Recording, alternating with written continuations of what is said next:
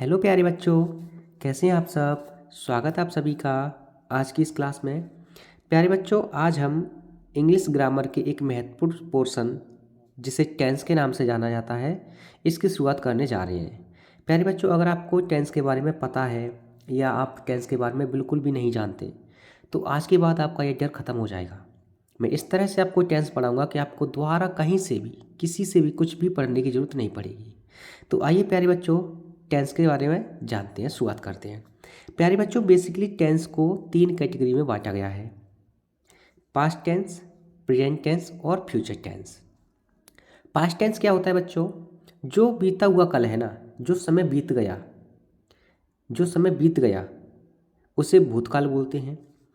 Present tense किसे कहते हैं? जो बच्चों, जो समय अब चल रहा है, तुम खाना खा खा रहे हो, तुम स्कूल जाते हो, जैसे कि मैं अभी तुम्हें पढ़ा रहा हूँ, ये है हमारा प्रेजेंट टेंस। और एक होता है फ्यूचर टेंस। बेसिकली ये हमारा टेंस का टाइप नहीं होता, लेकिन फिर भी हम इसे टेंस की कैटेगरी में मान लेते हैं, क्योंकि ये हमारे मूड पर डिपेंड होता है।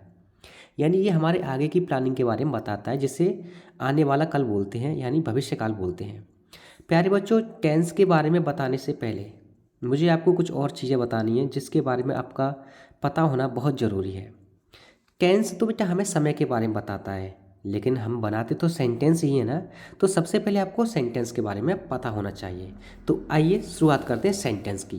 क्या होते हैं सेंटेंस, है ना।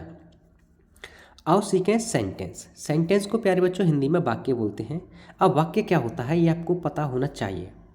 प्यारे बच्चों, अभी तक आपने सेंटेंस के बारे में कहीं से भी कुछ भी नहीं पढ़ा ना, आपको पता ही नहीं है। आपने टेंस भले ही किए होंगे, लेकिन मैं ये गारंटी के साथ कह सकता हूँ कि आपको अभी ये नहीं पता होगा कि जो हम टेंस पढ़ते हैं ना, उनमें हम 2 या 3 टाइप के सेंटेंस पढ़ते हैं। एक तो असर्टिव सेंटेंस, दूसरा होता है इंटेरोगेटिव सेंटेंस। इसी के बारे में आपको डिटेल में बताऊंगा, बहुत ही गहराई से। आप बस इत्मीनान से बहुत अच्छे से क्लास को देखते रहना, क्लास को लाइक कर देना। और हाँ बच्चों, आप अगर हैंड रिटन नोट्स चाहते हैं ग्रामर के, तो आपको हैंड रिटन नोट्स भी मिल जाएंगे। इसलिए आपको चैनल को सब्सक्राइब करना पड़ेगा और बेल आइकन को दबाना पड़ेगा। प्यारे बच्चों, अब हम जानते हैं सेंटेंस यानी वाक्य। वाक्य क्या होता है? प्यारे बच्चों, शब्दों का ऐसा समूह जो पूरा अर्थ बताए उसे वाक्य कहते हैं। ये मैंने बहुत ही सिंपल परिभाषा लिखी है इसकी। शब्दों का ऐसा समूह जो पूरा अर्थ बताए उसे वाक्य कहते हैं। ठीक है बच्चों, अब हम देखते हैं कि वाक्य कितने प्रकार के होते हैं। जो हम सेंटेंस बनाते हैं, जो हम टेंस सीखते हैं ना, जैसे प्रेजेंट इंडेफिनिट में आप सेंटेंस बनाते हैं, जैसे राम आगरा जाता है, राम आगरा नहीं जाता है, क्या राम आगरा जाता है। इन्हीं आप 3 प्रकार के सेंटेंस बनाना सीखते हैं, है ना। तो जैसे सेंटेंस के अगर आपसे कोई टाइप पूछ ले कि सेंटेंस यानी वाक्य कितने प्रकार के होते हैं, तो बेटा इंग्लिश ग्रामर में वाक्य 5 प्रकार के होते हैं। और इन 5 प्रकार के वाक्यों में से हमें अपने टेंस में, किसमें? टेंस में। मैं बार बार एक ही बात बोल रहा हूँ, टेंस में। टेंस में हमें 2 प्रकार के सेंटेंस के बारे में ही पढ़ना पड़ता है प्यारे बच्चों। पहला असर्टिव सेंटेंस। असर्टिव सेंटेंस बोले तो विधि सूचक वाक्य।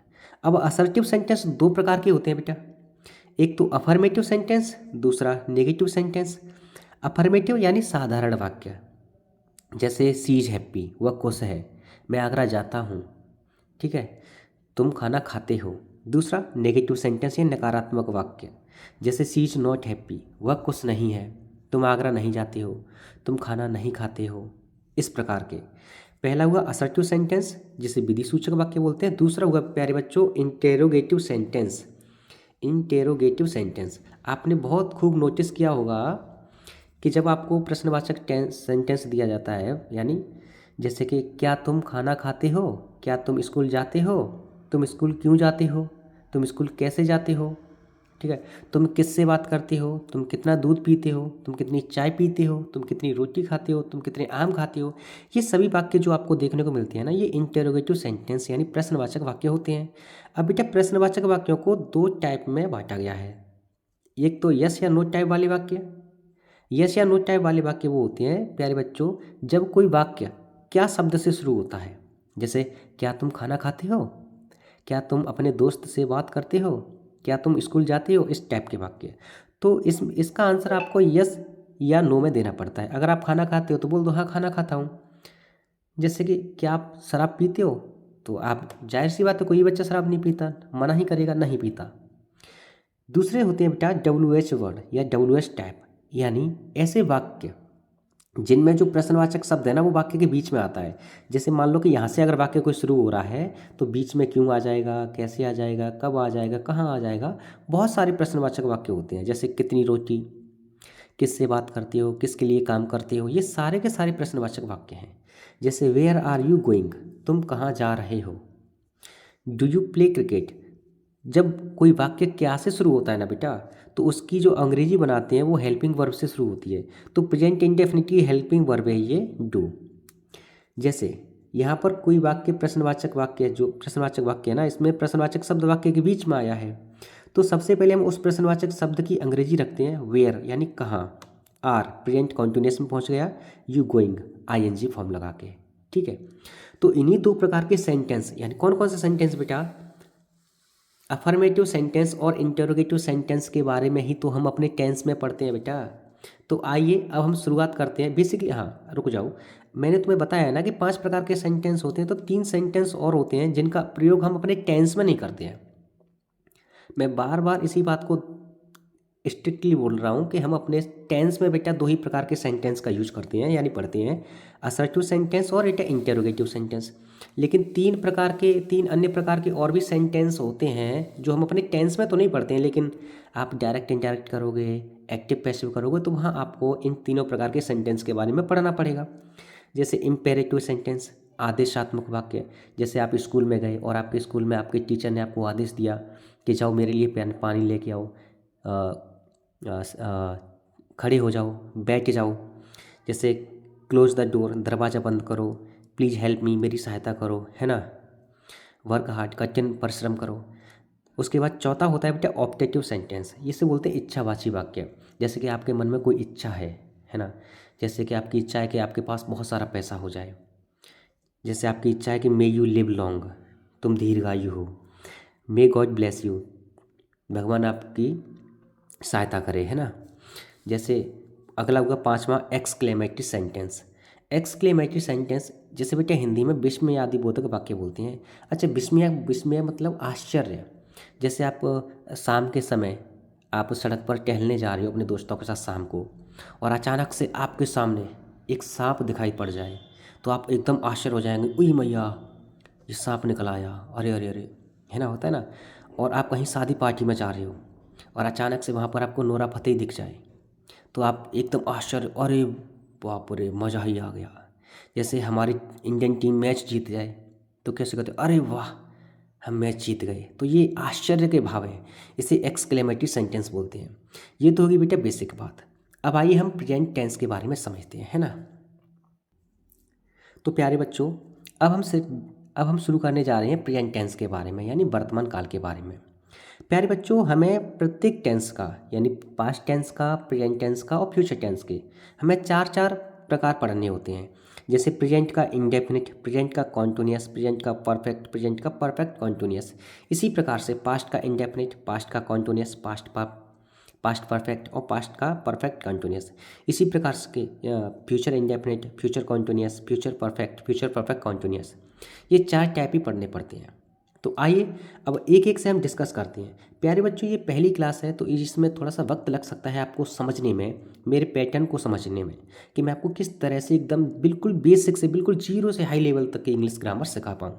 ठीक है प्यारे बच्चों, इंग्लिश ग्रामर शुरू करने से पहले, ये टेंस शुरू करने से पहले छोटी छोटी बातें आपको पता होनी चाहिए। जैसे एक वचनकर्ता यानी सिंगुलर सब्जेक्ट क्या होता है। सिंगुलर सब्जेक्ट किसी एक पार्टिकुलर व्यक्ति के बारे में बात की जाती है, जैसे ही, सी, इट या किसी का नाम, ये एक वचनकर्ता माने जाती हैं। प्यारे बच्चों, अब आपसे दूसरा सवाल पूछा जा सकता है कि बहुवचनकर्ता किसे कहते हैं, जिसे प्लूरल सब्जेक्ट के नाम से जाना जाता है। जैसे यू, तुम, दे, आई, वी बहुवचनकर्ता माने जाते हैं। प्यारे बच्चों, आपको ये भी पता होनी चाहिए कि V1 का, जैसे मैं आपको स्ट्रक्चर दूंगा, सूत्र बना के दूंगा कि कैसे आपको सूत्र की सहायता से ये इनके जो वाक्य हैं अंग्रेजी में बनाने हैं। जैसे V1 का मतलब होता है बेटा क्रिया की फर्स्ट फॉर्म।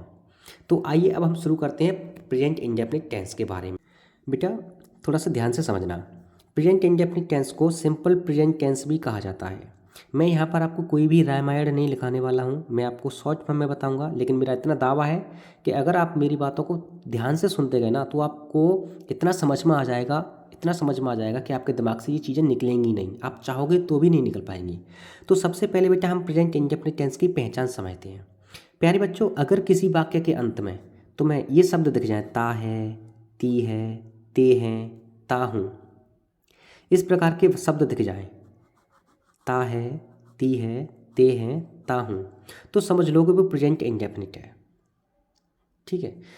साधारण वाक्यों में अब देखो, यहाँ दो तरह से, अगर आपने प्रेजेंट इंडेफिनिट कंप्लीटली समझ लिया ना तो आपको किसी भी प्रकार के टेंस में समझने में दिक्कत नहीं आएगी। जितना वक्त लगता है बच्चों को प्रेजेंट इंडेफिनिट समझाने में ही लगता है, बाकी बात तो सारे के सारे सेंटेंस जितने भी टेंस तुम करोगे, वाक्य बनाओगे, ईजिली बनाते चले जाओगे। देखो बेटा, प्रेजेंट इंडेफिनिट के हम सबसे पहले साधारण वाक्यों के बारे में बात करेंगे, साधारण वाक्यों के बारे में। अब बेटा साधारण वाक्य दो प्रकार से बनाए जा सकते हैं, एक तो एक वचनकर्ता वाले।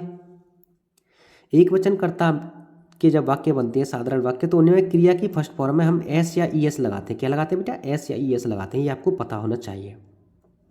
लेकिन अगर वहीं पर कर्ता बहुवचन होगा, जैसे यू, वी, दे, आई, तो उनके साथ ओनली क्रिया की फर्स्ट फॉर्म ही लगाते हैं। फॉर एग्जाम्पल बेटा, वह किताब पढ़ता है, साधारण वाक्य, और यहाँ पर कर्ता कैसा है? एक वचन है, वह किताब पढ़ता है, यानी एक किसी व्यक्ति के बारे में बात कर रहे हैं। तो ही रीड्स, मैंने बोला था ना, रीड माने क्या बेटा? पढ़ना, मुख्य क्रिया है पढ़ना। ता है, ती है, ते हैं, यह क्या है बेटा? ये सहायक क्रिया के रूप में काम करते हैं। तो ही रीड, मुख्य क्रिया है रीड, तो मैंने बोला था ना कि क्रिया की फर्स्ट फॉर्म क्या है? रीड, उसमें एस या ई एस लगाएंगे। तो इसमें क्या लगा दिया हमने? यहाँ पर एस लगा दिया, और ये हमारा आर्टिकल है ए, और बुक ऑब्जेक्ट हो गया बेटा, ही रीड्स अ बुक। लेकिन यहीं पर अगर हम कर्ता बहुवचन की बात करें, बहुवचन कर्ता के साथ एस या एस नहीं लगाते बेटा, क्या लगाते हैं? क्रिया की फर्स्ट फॉर्म। जैसे मैं खाना खाता हूँ, I eat the food, I eat the food. अब बेटा एक नोट वाली बात यह है कि आपको थोड़ा सा मेरी बातों पर ध्यान देना होगा। मैं आपको एक बात बताने जा रहा हूँ जो आपको बहुत पता होनी चाहिए, बहुत इंपॉर्टेंट बात है ना बेटा। तो बेटा अब आपको जो मैं बात बताने जा रहा हूँ वो ध्यान से समझनी है, बहुत ही गहरी बात है, बहुत ही इंपॉर्टेंट बात है बेटा। अगर वाक्य साधारण है तो हमें क्रिया की फर्स्ट फॉर्म में एस या ई एस लगानी है या नहीं लगानी है, वो डिपेंड करता है। कर्ता एक वचन होगा तो एस या एस लगाएंगे, और कर्ता बहुवचन होगा तो क्रिया की फर्स्ट फॉर्म लगाएंगे। लेकिन बात यही नहीं खत्म होती बेटा, बात यहाँ से शुरू होती है। यदि वाक्य नकारात्मक हो या प्रश्नवाचक हो, तब हम क्या करते हैं? तब बेटा हम कुछ नहीं करते, तब हम हेल्पिंग वर्ब की सहायता लेते हैं, यानी सहायक क्रिया की सहायता लेते हैं। सहायक क्रिया, सहायक क्रिया क्या होती है सर? सहायक क्रिया वो होती है बेटा जो हमारी मुख्य क्रिया को होने में सहायता करती हैं, जो हमारी मुख्य क्रिया को होने में सहायता करती हैं। जैसे जब जब वाक्य नकारात्मक आए, नकारात्मक वाक्य की पहचान होती है बेटा, अगर वाक्य में आपको नहीं शब्द दिख जाए, जैसे कि ये रहा नहीं शब्द, तो ये नकारात्मक वाक्य होगा। तो हम एक वचन के संग डज और बहुवचन कर्ता के साथ डू लगाते हैं।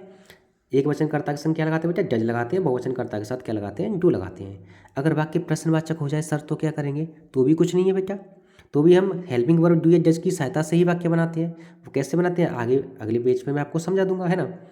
जैसे वह किताब नहीं पढ़ता है, वह नहीं पढ़ता है, नहीं शब्द आ गया ना बेटा, नकारात्मक वाक्य बन गया। तो हम किसके पास जाएंगे? बताओ बताओ, जल्दी बताओ। हम जाएंगे हेल्पिंग वर्ब यानी सहायक क्रिया के पास।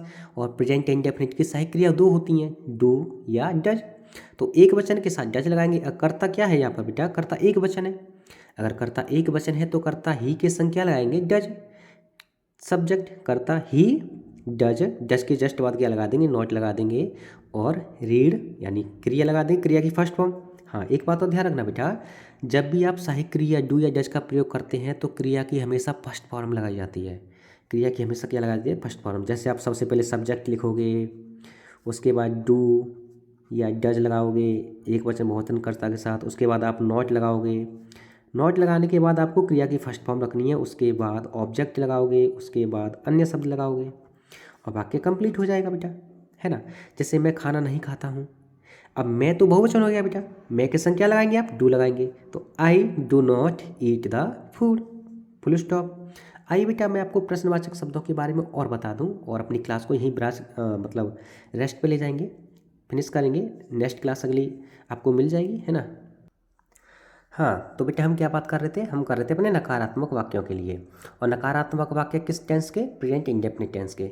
तो बेटा इसका सूत्र होता है, सबसे पहले आप सब्जेक्ट लगाओगे, उसके बाद डू नॉट, बहुवचन कर्ता के लिए डू नॉट लगाते हैं बेटा, एक वचन कर्ता के लिए डज नॉट लगाते हैं। ये मैंने यहाँ पर इसके सूत्र लिख दिए। आप इन सूत्रों की सहायता से आप किसी भी वाक्य को अंग्रेजी में बदल सकते हो।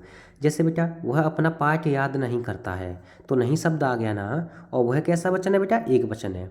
तो ही, वह की ही के संग क्या लगा, एक वचन की संग क्या लगाएंगे बेटा, डज, ही डज। उसके बाद नहीं की स्पेलिंग नॉट। याद करना की होता है बेटा लर्न, और लर्न क्रिया की फर्स्ट फॉर्म लगाएंगे बेटा, क्योंकि डू डज नॉट लगाया है ना हमने। ही डज नॉट लर्न, क्या क्या याद करता है बेटा, अपना पाठ। ही के संग अपने की लगाते हैं बेटा हिज, और पाठ की होती है लेसन, यहाँ पर आप लगा देंगे फुल स्टॉप। ओके, क्लियर हो गया। जैसे बेटा हम अपने गाँव नहीं जाते हैं, we do not go to our village. हम बहुवचन हो गया ना बेटा, अगर हम बहुवचन हो गया तो बहुवचन के साथ लगाते हैं हेल्पिंग वर्ब डू, उसके बाद लगाते हैं नॉट, उसके बाद क्रिया की फर्स्ट फॉर्म, उसके बाद ऑब्जेक्ट, और अन्य शब्द आते तो लगाते हैं, नहीं आते तो नहीं लगाते। क्लियर है बेटा। जैसे we do not go to our village, हम अपने गाँव नहीं जाते हैं। अब आइए बेटा मैं आपको प्रश्नवाचक वाक्यों के बारे में और बता दूं, जिससे कि आज की क्लास हम यहीं फिनिश कर देंगे। और बेटा हाँ, ये कमाल की बातें आपको पता होनी चाहिए। देखो, कमाल की बात है, बहुत इंपॉर्टेंट बात है, लिख लेना। अगर आपको नोट्स चाहिए तो आप मुझे कमेंट कर देना, मैं आपको नोट्स सेंड कर दूंगा। जैसे बेटा किसी का नाम है और उसके नाम के संग अपना शब्द आ रहा है ना, जैसे अपनी किताब, अपना काम, अपना खेत, अपना पेन, ठीक है। तो नाम के संग हिजे लगाएंगे, हुए के संग हिजे लगाएंगे। अगर लड़की सी है, सी के संग क्या लगाएंगे बेटा, हर लगाएंगे। वे के संग अपने लिए क्या लगाते हैं, देयर। तुम के अपना की क्या लगाते हैं, योर। हम के साथ अगर अपना शब्द आ जाए तो क्या लगाते हैं, अवर। मैं के साथ अपने की क्या लगाते हैं बेटा, माई लगाते हैं। जैसे जैसे जैसे जैसे मैं दो एग्जांपल ले रहा हूँ, समझना बेटा ध्यान से। जैसे हम, नहीं सॉरी, वे अपने दफ्तर नहीं जाते हैं, वे अपने दफ्तर नहीं जाते हैं। तो वे की हो गया बेटा दे, और दे बहुवचन है तो क्या लगाएंगे, डू। नहीं की लगा देंगे नॉट। जाना की क्रिया की फर्स्ट फॉर्म लगा देंगे। कहाँ जा रहे हैं बेटा, अपने ऑफिस, तो गो टू अपने की लगा देंगे। वे के संग क्या लगाते हैं बेटा, देयर, देयर ऑफिस। जैसे वह अपना घर साफ नहीं करती है, तो सी, वह की सी, क्योंकि करती है लड़की की सेंस आ रही है यहाँ से ना, लड़की घर के साफ सफाई करती हैं। तो सी डज नॉट क्लीन, और वह के साथ अपना, वह के साथ अपना आया है ना, लड़की के साथ अपना क्या लगाते हैं बेटा, हर लगाते हैं। She does not clean her home. आइए प्रश्नवाचक वाक्यों को समझ लेते हैं। तो प्यारे बच्चों, अब हम जानेंगे अपने इंटेरोगेटिव सेंटेंस के बारे में, यानी प्रश्नवाचक शब्दों के बारे, वाक्यों के बारे में। बेटा प्रश्नवाचक वाक्य मैंने शुरुआत में बताया था ना आपको कि दो टाइप के होते हैं।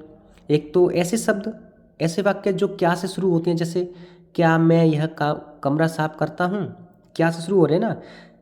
और दूसरे होते हैं बेटा WH वर्ड, यानी प्रश्नवाचक शब्द वाक्य के बीच में आते हैं।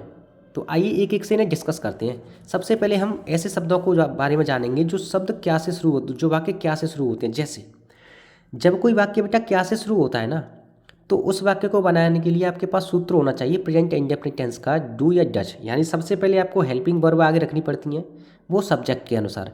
अगर कर्ता एक वचन है तो बेटा डज आगे रखेंगे, कर्ता बहुवचन है तो बेटा डू आगे रखेंगे, और क्रिया की फर्स्ट फॉर्म लगाएंगे, उसके बाद ऑब्जेक्ट लगा देंगे। जैसे क्या मैं यह कमरा साफ करता हूँ, क्या मैं यह कमरा साफ करता हूँ, तो मैं बहुवचन है ना बेटा, तो मैं के साथ अपने हेल्पिंग वर्ब क्या लगाएंगे, डू। तो डू आई क्लीन, डू, उसके बाद सब्जेक्ट आई, सब्जेक्ट आई, उसके बाद क्रिया की फर्स्ट फॉर्म क्लीन, क्या बेटा ऑब्जेक्ट क्या है, यह कमरा, this room, do I clean this room. उसके बाद क्वेश्चन मार्क, क्वेश्चन मार्क लगाना बेटा बहुत ज़रूरी, नहीं तो वाक्य गलत हो जाएगा। जैसे अगला सेंटेंस है, क्या वह इस कंपनी में काम करता है, क्या वह बेटा एक वचन है, एक वचन के साथ अगर वाक्य क्या से शुरू हो रहा है तो डज लगाएंगे। डज ही वर्क, काम करना क्या होता है बेटा, वर्क इन दिस कंपनी, इस कंपनी में। अब आइए बेटा हम ऐसे शब्दों के, ऐसे वाक्यों को समझ लेते हैं जो वाक्य, जिन वाक्यों के बीच में प्रश्नवाचक शब्द आते हैं। जैसे जब कोई प्रश्नवाचक शब्द वाक्य के बीच में आता है, और प्रश्नवाचक शब्द कौन कौन से बेटा, कब, क्या, क्यों, कैसे, कहाँ, किस, कितना, कितने, कितने। इन वाक्यों पर हम अगली क्लास में डिस्कस करेंगे, अभी हम थोड़ा थोड़ा आराम से समझते हैं ना, क्योंकि क्लास ज़्यादा लंबी हो रही है। तो जैसे बेटा मैं आपको बता दूं, इसके लिए आपको एक सूत्र याद करना होगा, याद नहीं करना, बस प्रैक्टिस करनी है दो चार एग्जाम्पल की, उसके बाद समझ में आ जाएगा। जैसे तुम क्या करती हो, तो मैंने बताया था ना, जब कोई प्रश्नवाचक शब्द वाक्य के बीच में आता है तो उसके लिए आपको ये सूत्र याद करना होगा कि जो भी प्रश्नवाचक शब्द वाक्य के बीच में आता है ना बेटा, सबसे पहले उस प्रश्नवाचक शब्द की अंग्रेजी बाहर रख दो आप। तो क्या की अंग्रेजी होती है? वाट।